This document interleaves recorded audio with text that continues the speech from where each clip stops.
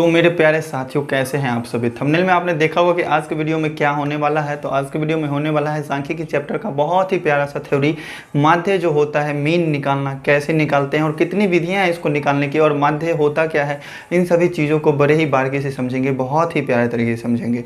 तो प्यारे भाइयों, माध्य निकालने पर एक एक्सरसाइज बनाना है, माध्य निकालने पर एक एक्सरसाइज है और बहुलक निकालने पर भी एक एक्सरसाइज है। एनसीईआरटी में अलग अलग एक्सरसाइज में अलग अलग चीज़ें हैं, बहुत ही प्यारे तरीके से सभी चीज़ों को समझेंगे, बहुत ही आसान तरीके से समझेंगे। तो प्यारे भाई, उम्मीद करते हैं कि आपने चैनल को सब्सक्राइब करके रखा होगा। अगर चैनल को सब्सक्राइब नहीं किए हुए हैं तो चैनल को सब्सक्राइब कर लीजिए और साथ में बेल आइकन प्रेस कर लीजिएगा, ताकि नेक्स्ट जो वीडियो अपलोड होगी तो उसकी नोटिफिकेशन आपको मिल जाए और आपको पता चल जाए कि चैनल पर नई वीडियो आ गई है और आप लोगों को उस वीडियो का फ़ायदा मिल सके।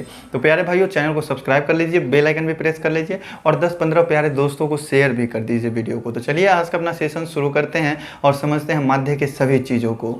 तो प्यारे भाइयों देखिए, सबसे पहला टर्म आता अपना माध्य का डिफिनेशन, माध्य का परिभाषा क्या है, और माध्य की परिभाषा में ही माध्य का सारा कुछ छिपा हुआ है।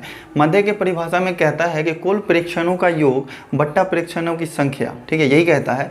प्रेक्षणों के योग और प्रेक्षणों की संख्या के जो अनुपात होते हैं उसी को हम कहते हैं माध्य। और प्रेक्षण जो है ये होता क्या है, ये अंक होते हैं, अंकों का समूह होता है, ठीक है। तो बहुत सारा अंक दे देगा आपको और कहेगा कि इस संख्या का जो है माध्य ज्ञात कीजिए, इस सभी प्रेक्षण का मान ज्ञात कीजिए। जैसे कोई संख्या हम मान लेते हैं 1 दे दिया, 4 दे दिया, 5, 7 और 9 है, तो इसका माध्य आपको ज्ञात करने के लिए कहेगा। माध्य मतलब होता है एवरेज मीन, उसका एवरेज वैल्यू क्या है। तो 1, 4, 5, 7, 9 है, तो इसका माध्य क्या करेंगे, तो माध्य बराबर क्या होता है, माध्य बराबर फॉर्मूला होता है कुल प्रेक्षण का योग, कुल प्रेक्षणों का योग और बट्टा में प्रेक्षण की संख्या। कुल प्रेक्षणों का योग और बट्टे में क्या होता है, प्रेक्षण की संख्या। प्रेक्षण क्या होता है, वही अंक होते हैं। कितने अंक हैं सो नीचे में लिखाएगा और सभी अंकों को जोड़ करके कितना हुआ है वो ऊपर में लिखाएगा। तो प्रेक्षणों का योग है तो टोटल संख्या कितना है, तो सो ध्यान दीजिए 1, 2, 3, 4, 5, टोटल संख्या है 5 गो, तो 5 लिखाएगा नीचे में और सबको जोड़ने पर कितना हो रहा है, तो 4, 1, 5, 5, 5, 10, 10, 7, 17 और 17, 9, 26 हो रहा है। तो 26/5 आएगा। इसको अगर हम पॉइंट में करते हैं तो 5 25 और 5 दूनी 10, 5.2 होगा इन सभी अंकों का माध्य, ठीक है। तो माध्य के लिए आप क्या करते हैं, सभी संख्याओं को जोड़ते हैं और टोटल संख्या क्या गो है उससे आप भाग देते हैं, तो ये क्या होता है, माध्य निकलता है। तो आइए 1-2 एग्जाम्पल और समझते हैं और बहुत ही प्यारे तरीके से समझेंगे सभी चीज़ों को। प्यारे भाई, नंबर सिस्टम में आपने क्या पढ़ा है, संख्या पद्धति में आपने पढ़ा है कि संख्या जो है कई प्रकार के होते हैं। जैसे संख्या का प्रकार होता है, गिनती की जो संख्या होती है सभी, जहाँ से हम लोग बचपन में सीखते हैं 1, 2, 3, 4, 5, 6, 7, 8 से 9 से 100 तक सीखते हैं, 1 से 100 तक सीखते हैं संख्या की गिनती। तो वो सभी क्या है, प्राकृत संख्याएं हैं। लेकिन प्राकृत संख्याएं सिर्फ 100 तक नहीं है, प्राकृत संख्याएं अनंत तक है। जितने तक आप गिन सकते हैं, जितने तक आप अंक जा सकते हैं, वे सभी प्राकृत संख्याएं हैं। लेकिन कंडीशन क्या है, प्राकृत संख्या हमेशा 1 से स्टार्ट होगा। गिनती की संख्याएं हमेशा 1 से स्टार्ट होती है, उसे हम 0 से स्टार्ट नहीं करते हैं।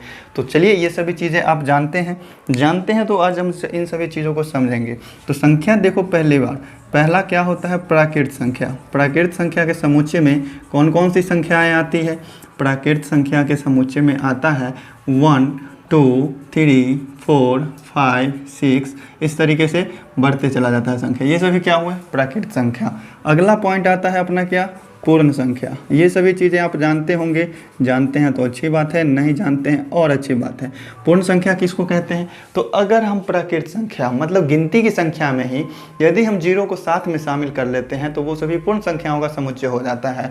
तो इसी संख्या में हम शुरू में अगर 0 से स्टार्ट कर देते हैं तो ये हो जाता है पूर्ण संख्या।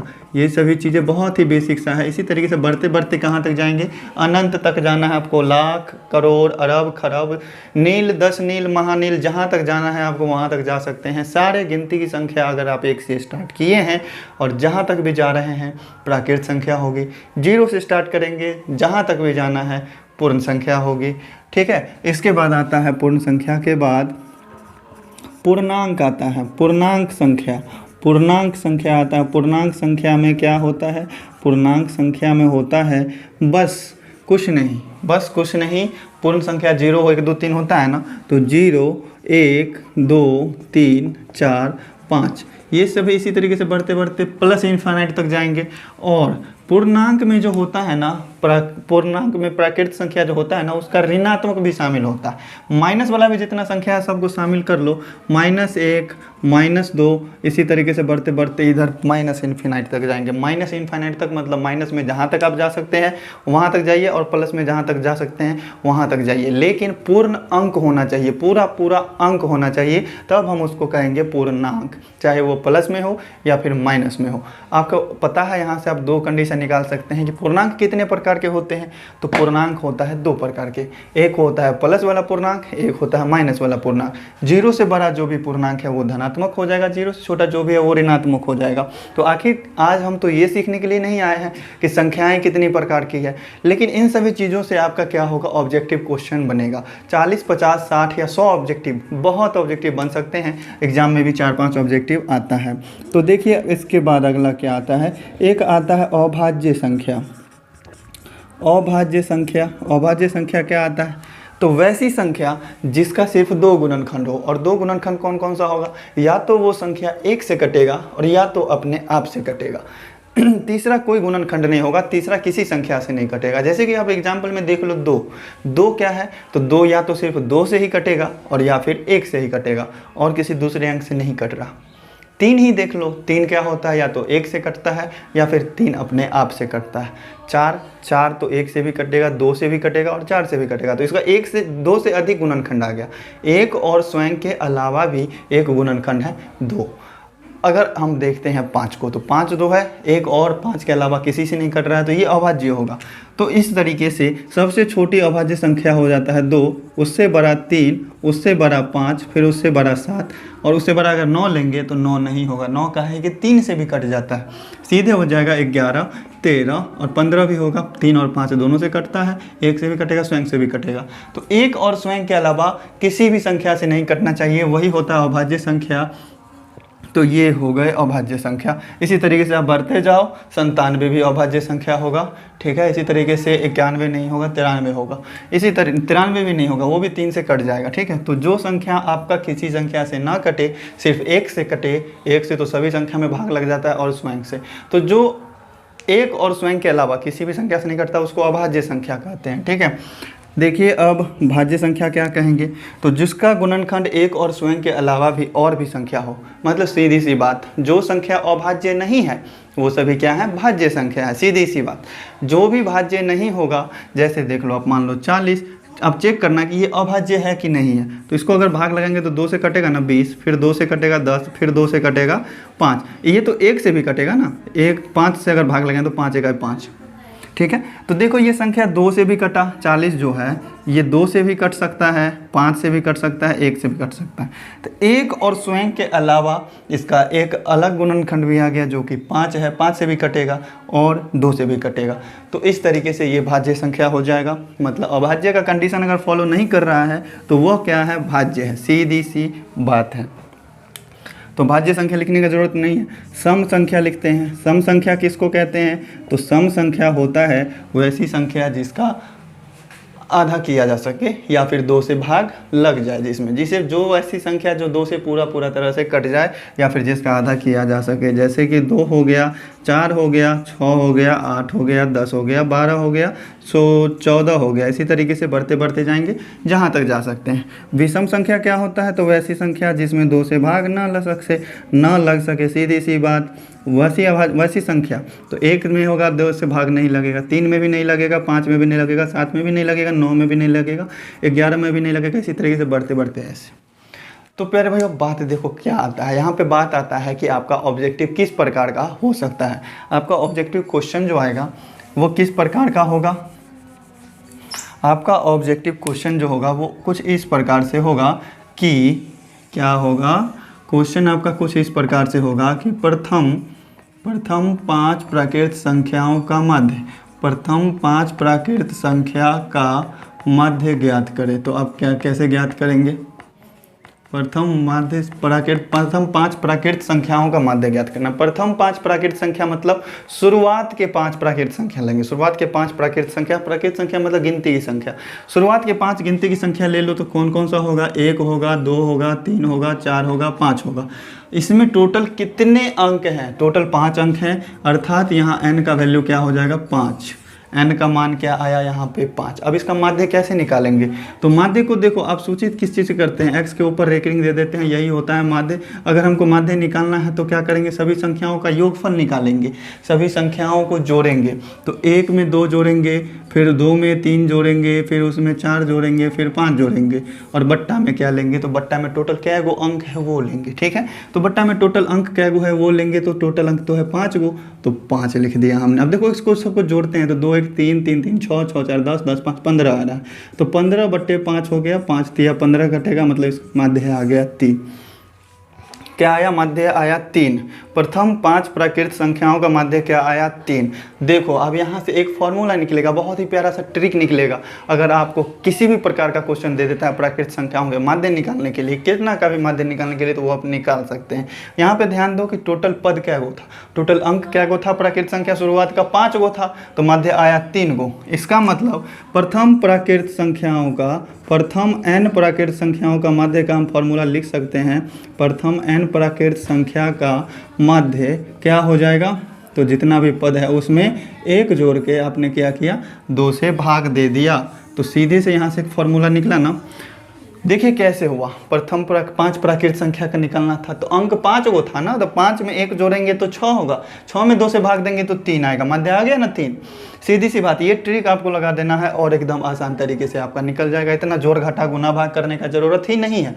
अगर आपसे आप क्वेश्चन में पूछ दे कि प्रथम 41 प्राकृत संख्याओं का माध्य, प्रथम 41 प्राकृत संख्या का माध्य, तो क्या करेंगे आप, सीधे से माध्य x डैश होगा ना, x रेकरिंग देंगे, ये कितना हो जाएगा, तो सीधे से आपको n+1/2 लगा देना है, मतलब 41 में 1 जोड़ेंगे और बट्टा 2 कर देंगे, तो कितना हो जाएगा 42/2, और कैंसिल करके 21 आएगा माध्य। अब आप सीधे 41 प्राकृत संख्या का माध्य निकालना था, 41 अंक को जोड़ना और फिर 41 से भाग देना थोड़ा ज़्यादा कठिन हो जाता, सभी अंकों को जोड़ने में कहीं पर भी 1 का हेरा फेरी आपसे हो जाता, तो फिर आंसर ही गलत हो जाता। इसीलिए इस ट्रिक का यूज़ करना है, और ये ट्रिक जो है सिर्फ प्राकृत संख्याओं के लिए है, शुरुआत के प्राकृत संख्याओं को निकालने के लिए है। तो चलिए अब देखते हैं पूर्ण संख्याओं को निकालने के लिए क्या ट्रिक बनता है। अपना नोट करना चाहते हैं, स्क्रीनशॉट लेकर के नोट कीजिए, फिर बढ़ते हैं अपने अगले टॉपिक पे। तो अब देखिए, अब बात आता है पूर्ण संख्याओं के बारे में। सभी संख्याओं का जो है एक एक ट्रिक बनेगा, एक एक फॉर्मूला बनेगा, बहुत ही प्यारे तरीके से सभी चीज़ों को समझना है।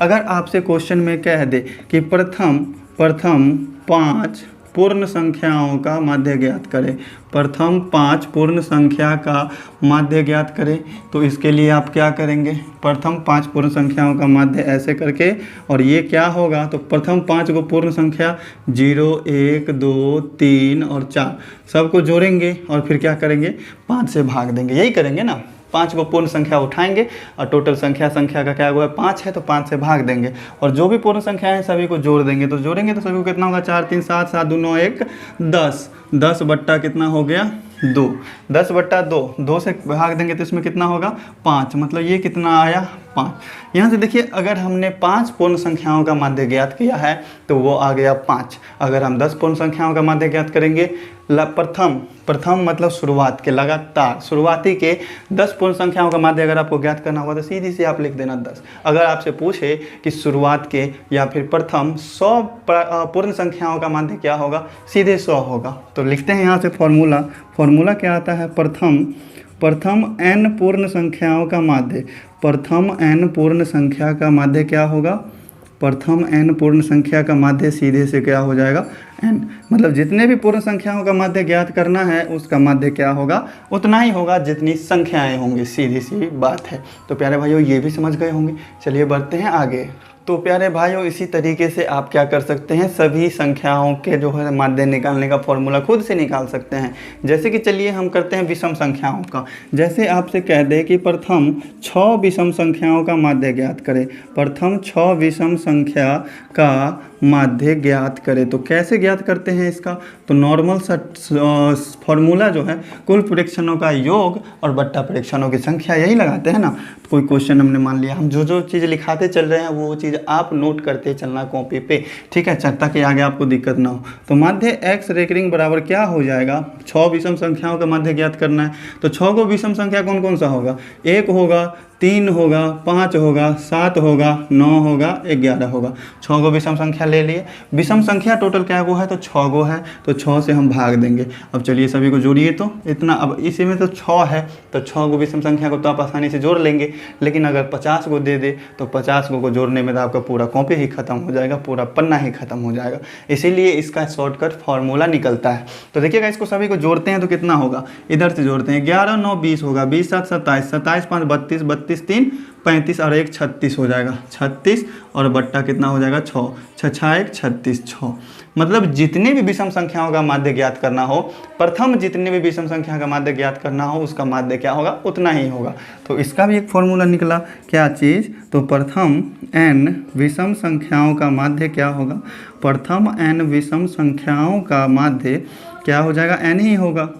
तो इस तरीके से आप सभी संख्याओं का फॉर्मूला आप खुद से बना सकते हैं, इसमें आपको टीचर की कोई ज़रूरत नहीं है। तो आपसे आपका होमवर्क है अभी से कि आप सभी संख्याओं का फॉर्मूला इस तरीके से निकालेंगे और बहुत ही प्यारे तरीके से क्वेश्चन को सॉल्व करेंगे। तो आज का जो अपना टॉपिक है, इसमें हम देखेंगे क्लास 10th में हमें माध्य निकालने का कौन कौन सा विधि है और माध्य निकालने का क्वेश्चन आखिर किस किस प्रकार का आता है। बहुत ही प्यारा सा मेथड है, 3 मेथड है, ठीक है। माध्य निकालने का 3 तरीका है। तो तीनों तरीका को समझेंगे, तीनों तरीका के नाम जानेंगे और तीनों तरीका में कैसे कैसे करते हैं और किस तरीके से कौन सा मेथड हल्का है, कौन सा मेथड भारी है, इन सभी चीज़ों को भी देखेंगे बड़े ही प्यारे तरीके से। तो वीडियो में लास्ट तक बने रहिएगा। अगर चैनल को सब्सक्राइब नहीं किया है तो चैनल को भी सब्सक्राइब कर लीजिएगा और वीडियो अच्छे लग रहे हैं तो वीडियो को लाइक भी कर लीजिएगा। तो चलिए बढ़ते हैं आगे के टॉपिक पे। ये आखिर माध्य निकालने के लिए अलग अलग मेथड का यूज़ क्यों किया जाता है, माध्य निकालने के 3 विधियाँ हैं, आखिर क्यों हैं, इन सभी चीज़ों को भी आइए समझते हैं। जैसे देखिए, आपको कोई संख्या दे दे, कोई संख्या अगर 5-6 को दे देता है कि 1 है, 2 है, 4 है, 3 है, 4 है, 2 है, 8 है, 3 है, 2 है, 4 है, इस तरीके से है का माध्य ज्ञात करें। इसका अगर माध्य ज्ञात करना है तो क्या होगा, माध्य ज्ञात करें, बहुत ही प्यारे तरीके से हो जाएगा। इन सभी चीज़ों को भी आइए समझते हैं। माध्य निकालने का नॉर्मल विधि जो है, नॉर्मल मेथड जो है, वो आप जानते हैं कि माध्य बराबर क्या होता है, तो माध्य बराबर होता है सभी संख्याओं का योग। तो सबको जोड़ेंगे, कितना, 2 4 3 4 2 8 3 2 4, ये सभी जोड़ते हैं ना। और बट्टा, बट्टा में क्या कुछ संख्या है टोटल, सो गिनते हैं, 1 2 3 4 5 6 7 8 9, 9 को संख्या है टोटल। अब देखते हैं, सभी को जोड़ेंगे तो इसके लिए क्या होना चाहिए, आपका कैलकुलेशन ठीक होना चाहिए कि आप सही सही जोड़ें किसी भी संख्या को। सभी को जोड़ते हैं तो 2 और 4 6, 6 3 9, 9 4 13, 2 15, 15 8 23, 23 3 26, 2 28 4 32, इस तरीके से आपको जोड़ना है। ये आ गया 32/9। ये क्या हुआ, अपना प्यारा सा आंसर। लेकिन क्या इतना लंबा करने का ज़रूरत है, इसको अब आइए एक बारंबारता सारणी के द्वारा समझेंगे। बारंबारता होता क्या है, बारंबारता का मतलब होता है बारंबार, बार बार बार बार आना, एकदम बार बार आना, ठीक है। तो इस तरीके से आपको क्या करना है, एक सारणी बनाना है, ठीक है। ये तो हो गया फर्स्ट मेथड, फर्स्ट तरीका।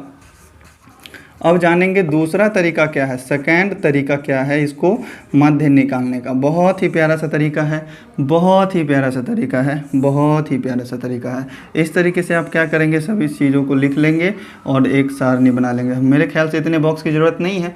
संख्या कौन कौन सा है सो लिखेंगे पहले, ठीक है। तो ये लिखे हमने संख्या, संख्या को सूचित किया हमने x से। संख्या कौन कौन सा है, तो संख्या है 2, इसको आप ऐसे बॉक्स बना लो। फिर उसके बाद है 3 है, ठीक है, एक ही बार लिखना है। 4 है, फिर 4 लिखेंगे। फिर उसके बाद 7 भी है क्या, 5 भी है, नहीं है।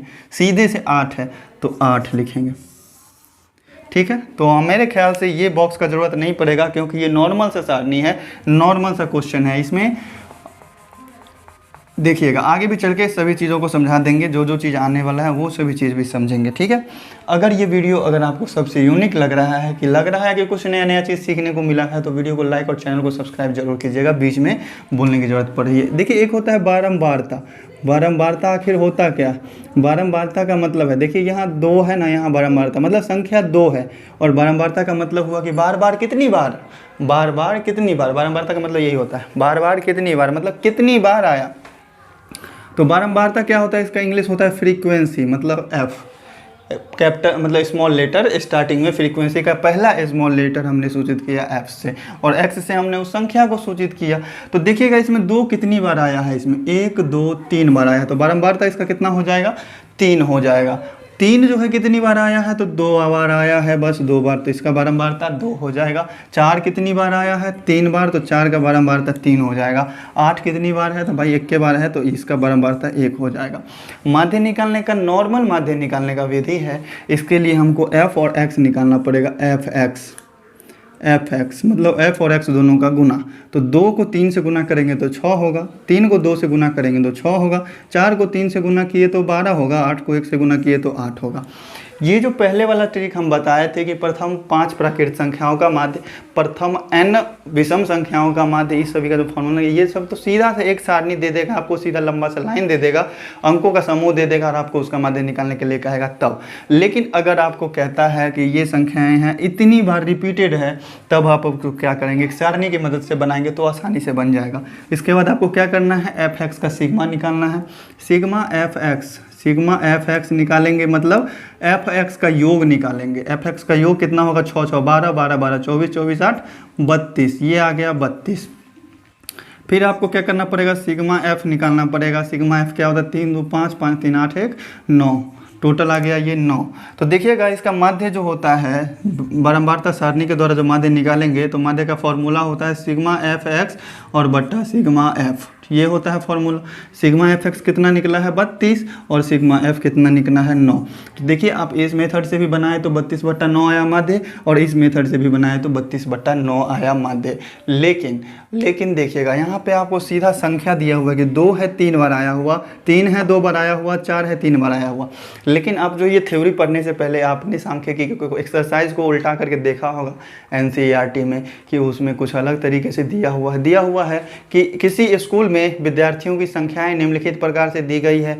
क्या से दी गई है, तो 10 से 12 साल के विद्यार्थियों की संख्या है 3 साल, 12 से 14 साल के विद्यार्थियों की संख्या है 5 गो, और 13 से 14 साल के विद्यार्थियों की संख्या है 10 गो। तो आपको कहेगा कि इस विद्यार्थियों की उम्र का माध्य ज्ञात कीजिए, कितने साल के विद्यार्थियों की संख्या जो है एवरेज है। तो इस तरीके से क्वेश्चन को कैसे बनाएंगे और इस तरीके के क्वेश्चन को कैसे सॉल्व करेंगे, इन सभी चीज़ों को भी समझेंगे। तो प्यारे भैया नोट करना चाहते हैं तो नोट कीजिए, ये नॉर्मल सांख्यिकी का जो है क्वेश्चन सॉल्व करने की विधि है सिग्मा एफ एक्स बट्टा सिग्मा एफ। तो चलिए आइए अब देखते हैं कि माध्य निकालने की आखिर विधि कौन कौन सी है और किस तरीके से सभी विधि में क्वेश्चन को सॉल्व करते हैं। तो प्यारे भाइयों, किसी भी वर्गीकृत आंकड़ों का माध्य ज्ञात करने का 3 विधि है। वर्गीकृत आंकड़े मतलब वही जो हमने बताया, वोल्टेज कम रहा है। 10 से 12 साल के बच्चों का जो है संख्या इतना है, 12 से 15 साल के बच्चों की संख्या इतनी है। तो फिर कैसे इस क्वेश्चन को सॉल्व करेंगे, तो इसके 3 तरीके हैं। क्या क्या है, प्रत्यक्ष विधि है, कल्पित माध्य विधि है, और कल्पित माध्य विधि जो है इसी का दूसरा नाम है लघु रीति विधि। ठीक है, तो दोनों में से कोई एक नाम आप याद रखो, कोई टेंशन की बात नहीं है। तीसरा है पद विचलन विधि। पद विचलन विधि सभी को सॉल्व करने का जो है तरीका अलग अलग है। आंसर तो बाकी एक ही आता है, आंसर तो बाकी सेम ही आएगा तीनों मेथड से, लेकिन तरीका अलग अलग है। आपको पूरा तरीका सीखना है और फिर आपको कमेंट में बताना है कि कौन सा तरीका आपको सबसे हल्का लगता है। देखिए अब इसमें आपकी कोई मर्जी नहीं है कि आप किस तरीके से क्वेश्चन को सॉल्व करेंगे, मर्जी है क्वेश्चन देने वालों की। क्वेश्चन दे देगा और आपको कहेगा पद विचलन विधि द्वारा इस क्वेश्चन को माध्य ज्ञात करें, इस सभी प्रश्नों का माध्य ज्ञात करें। तो आपको पद विचलन विधि का यूज करना है। इसके लिए आपको सीखना पड़ेगा तीनों मेथड को। तो आइए तीनों मेथड के सीखने के लिए एक एक एग्जाम्पल लेंगे और तीनों तरीके से इसको हम सॉल्व करेंगे। तो बहुत ही प्यारे तरीके से समझने वाले इन चीज़ों को, तो इस चीज़ को आप नोट करते हैं तो नोट कर लीजिए। फिर बढ़ते हैं अपने नेक्स्ट टॉपिक पे। सबसे पहले सीखेंगे प्रत्यक्ष विधि से माध्य निकालना, फिर सीखेंगे कल्पित माध्य विधि से माध्य निकालना, और फिर सीखेंगे पद विचलन विधि से माध्य निकालना। तो चलिए चलते हैं। तो प्यारे भाइयों, पहला टॉपिक है अपना प्रत्यक्ष विधि। प्रत्यक्ष मतलब ठीक नज़र के सामने, सामने सामने सब कुछ है और आपको क्वेश्चन को सॉल्व करना है। प्रत्यक्ष मतलब नज़र के सामने, जिगर के पास। देखिए वर्ग अंतराल दिया रहेगा आपको कि 10 से 25। देखिए हमने एक माध्य निकाला था सिग्मा एफ एक्स बटा सिग्मा एफ से, उसमें क्या था कि वर्ग अंतराल नहीं दिया हुआ था। अंतराल नहीं दिया हुआ था मतलब कितना से लेके कितना तक ये नहीं दिया हुआ था, सीधी सी संख्या था, संख्या का बारंबारता हमको दिया हुआ था। लेकिन यहाँ पे दिया हुआ वर्ग अंतराल का बारंबारता। वर्ग अंतराल मतलब मान लीजिए ये उम्र है और आदमियों की संख्या है।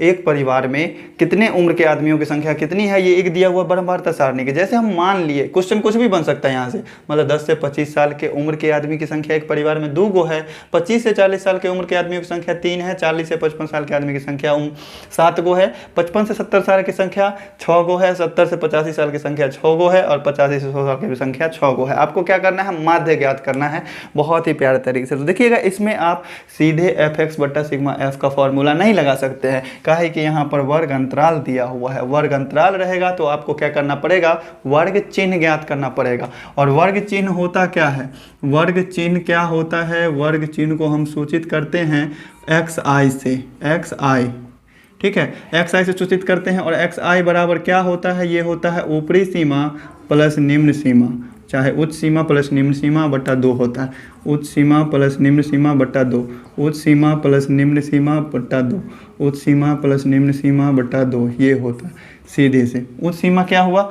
सबसे ज़्यादा वाला जो वैल्यू है 100 और सबसे कम वाला वैल्यू है 100, दोनों को जोड़ेंगे और फिर 2 से भाग दे देंगे। इसमें सबसे कम मान कितना है, 10 है, सबसे ज़्यादा 25 है, दोनों को जोड़ेंगे तो 35 होगा, 35 में 2 से भाग देंगे 17.5 होगा। तो यहाँ पर xi का मान कितना आ जाएगा, यहाँ पर हम लिखेंगे वर्ग चिन्ह। प्रत्यक्ष विधि में आपको वर्ग चिन्ह निकालना पड़ेगा, जिसको हम सूचित करते हैं xi से। वर्ग चिन्ह क्या है, सबसे ऊपर वाला मान और सबसे कम वाला मान, दोनों को जोड़ के 2 से भाग दे देना है। 25 10 को जोड़ेंगे तो 35 होगा, 35 में 2 से भाग देंगे तो 17.5 होगा। 40 और 25 को जोड़ेंगे तो 65 होगा, 65 में 2 से भाग देंगे तो कितना होगा, कितना होगा, 30 2 32, 32.5 होगा, तो 32.5, ठीक है। अब इसी तरीके से 55 और 40 को जोड़ेंगे तो 95 होगा, ये हो जाएगा 45 2 47.5, ठीक है। तो देखिए कितना कितना का अंतर है, 15 15 बढ़ते जा रहा है ना, 17 15 32 हुआ, 32 15 47 हुआ। इसी तरीके से 45, इसमें 15 जोड़ेंगे तो 62.5 होगा, इसमें 15 जोड़ेंगे तो 67 10 77.5 होगा। फिर ये कितना हो जाएगा, ये हो जाएगा 77 5 82 10 92.5, और फिर ये कितना हो जाएगा 100, बस 92.5, यहीं तक रहेगा ना। सभी को आप क्या कीजिएगा, 100 में 85 जोड़ेंगे तो 185 होगा, 185 को 2 से भाग देंगे तो 92.5, सीधी सी बात है।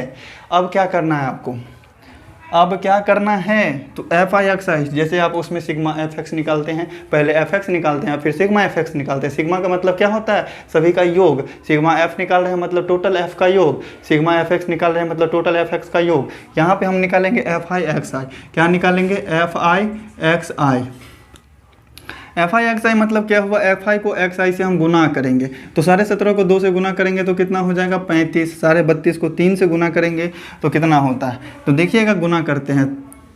5 तिया 15 के 5, हाथ में 1, 3 दूनी 6 1 7, हाथ में कुछ नहीं, 3 तिया 9, ये आ जाएगा कितना 97.5। इसको गुना करेंगे तो 7 5 35, हाथ में 3, 7 7 49, 49 3 52 का 2, हाथ में 5, 7 चौका 28, 28 5 32, 8 5 13 33, 332.5 आ जाएगा। इसको गुना करते हैं तो 6 5 30, हाथ में 3, 6 दूनी 12 3 15 के 5, हाथ में 1, और 6 6 1 36, 36 1 37, इस तरीके से आएगा। इसको गुना करेंगे तो 6 5 30, 0 हो जाएगा, हाथ में 3, 6 7 42, 3 45 के 5, हाथ में 4, 7 6 42, 4 कितना हो जाएगा 46। इसी तरीके से इसको गुना करेंगे तो 6 5 30 का 0, हाथ में 3, 6 दूनी 12 3 15 के 5, हाथ में 1, 9 6 1 54 1 55, इस तरीके से हुआ। अब आपको क्या करना है, सिग्मा fi ज्ञात करना है, मतलब इस सब को जोड़ना है, और ये सिग्मा fi है उसको जोड़ना है, सिग्मा fi इसको जोड़ना है सभी को। तो इस सभी को जोड़ेंगे 3 2 6, 3 2 5, 5 7 12, 12 6 18, 18 6 24, 24 6 30, ये आ गया 30, और इस सभी को जोड़ेंगे तो कितना हो जाएगा, जोड़ करके 1860 आएगा। जोड़ करके कितना आएगा 1860। अब देखिए, अब क्या करेंगे, हम माध्य निकालेंगे तो माध्य को सूचित करते हैं हम x दे करके ऊपर रेख देंगे इस तरीके से। तो इसका माध्य क्या हो जाएगा, सिग्मा fi xi, और बट्टा में होता है सिग्मा f। प्रत्यक्ष विधि का यही विधि है, प्रत्यक्ष विधि से माध्य निकालने का फॉर्मूला है सिग्मा fi xi बट्टा सिग्मा fi, यही फॉर्मूला है। अब बस सिग्मा fi xi निकाले हुए हैं आप, कितना है 1860, और सिग्मा fi निकाले हुए हैं ये कितना है 30। भाग देंगे तो 0 से 0 कटेगा, 3 से ये कट रहा है कि नहीं, हाँ 3 से 3 6 के 18, और 3 दूनी 6 कट रहा है, तो 62 आ जाएगा इस वर्ग अंतराल का माध्य। तो प्यारे भाई, उम्मीद करते हैं बहुत ही प्यारे तरीके से समझे होंगे इस प्रत्यक्ष विधि को। वीडियो आधे घंटे की कंप्लीट हो गई है, बाकी नेक्स्ट वीडियो में आपको हम बताएंगे कल कल्पित माध्य विधि और ये पद विचलन विधि दोनों को समझेंगे बड़े ही प्यारे तरीके से। तो प्यारे भाइयों, आज की वीडियो आपको कैसी लगी एक बार कमेंट करके जरूर बताना। वीडियो अच्छी लगी तो वीडियो को लाइक कीजिए, और चैनल पे नए हैं, चैनल पे पहली बार आए हैं तो चैनल को सब्सक्राइब कीजिए, और साथ में बेल आइकन प्रेस करके अपने प्यारे दोस्तों को भी शेयर कीजिए। चलिए फिर मिलते हैं नेक्स्ट वीडियो में, देखेंगे आगे की चीज़ों को बड़े ही प्यारे तरीके से समझेंगे। Thank you.